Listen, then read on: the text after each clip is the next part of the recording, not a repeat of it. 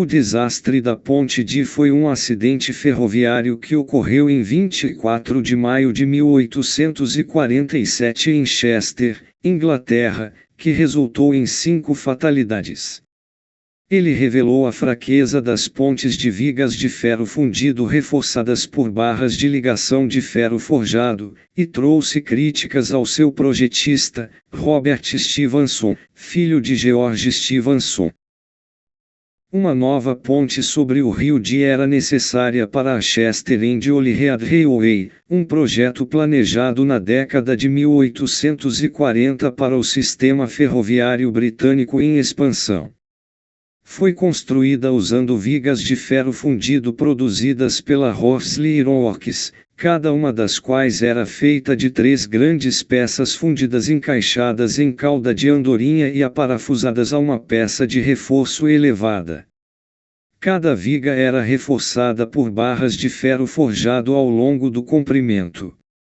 Foi concluída em setembro de 1846 e aberta ao tráfego local após a aprovação do primeiro inspetor ferroviário, General Charles Pasley. Em 24 de maio de 1847, os vagões de um trem de passageiros local para Ruabon caíram da ponte no rio.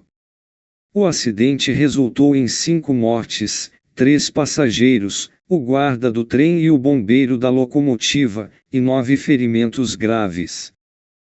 A ponte foi projetada por Robert Stephenson, e um inquérito local o acusou de negligência. Embora forte em compressão, o ferro fundido era conhecido por ser quebradiço em tensão ou flexão, mas o tabuleiro da ponte foi coberto com lastro de trilhos no dia do acidente, para evitar que as vigas de carvalho que sustentavam os trilhos pegassem fogo. Stephenson tomou essa precaução por causa de um incêndio recente na Great Western Railway em Owell, no qual uma ponte projetada por Isambard Kidam Brunel pegou fogo e desabou. A investigação foi uma das primeiras grandes investigações conduzidas pela recém-formada Railway Inspectorate.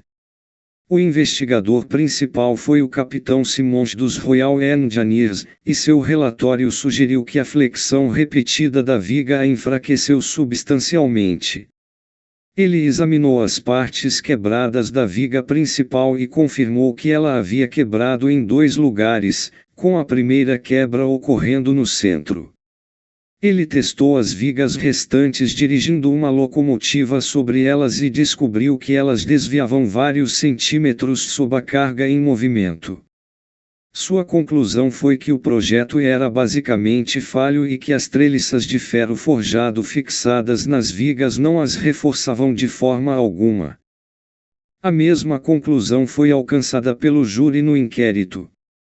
O projeto de Stephenson dependia das treliças de ferro forjado para fortalecer as estruturas finais, mas elas estavam ancoradas nas próprias vigas de ferro fundido e, portanto, deformadas com qualquer tensão na ponte. Stephenson sustentou que a locomotiva descarrilou ao cruzar a ponte, e a força do impacto contra a viga causou sua fratura. No entanto, testemunhas aquelas disseram que viram a viga quebrar primeiro, e que a locomotiva e o tender ainda estavam nos trilhos do outro lado da ponte. De fato, o maquinista correu para a próxima estação para avisar sobre o acidente e impedir qualquer tráfego usando a linha. Ele então voltou para o outro lado e dirigiu até Chester, onde deu um aviso semelhante.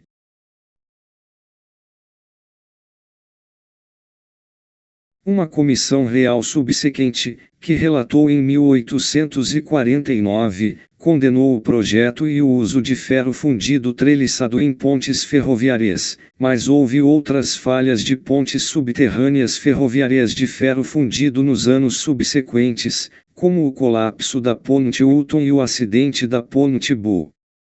Falhas semelhantes ocorreram no acidente de Inveritian e no acidente de Norwood Junction. Todas as estruturas usavam vigas de ferro fundido não treliçadas e geralmente falhavam devido a buracos ou outros defeitos de fundição dentro do material a granel, que muitas vezes ficavam completamente escondidos da visão externa. O acidente de Norwood em 1891 levou a uma revisão de todas as estruturas semelhantes por Sir John Fowler, que recomendou sua substituição.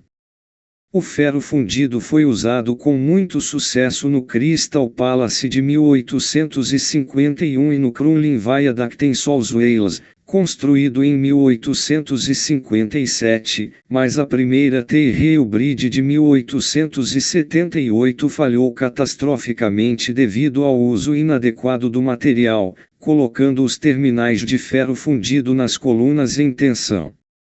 O desastre da T-Bridge estimulou os engenheiros a usar aço, como exemplificado pela Forth Bridge de 1890. A ponte Dee foi posteriormente reconstruída usando ferro forjado. Curta o vídeo e se inscreva no canal para receber os vídeos mais recentes assim que eles forem lançados.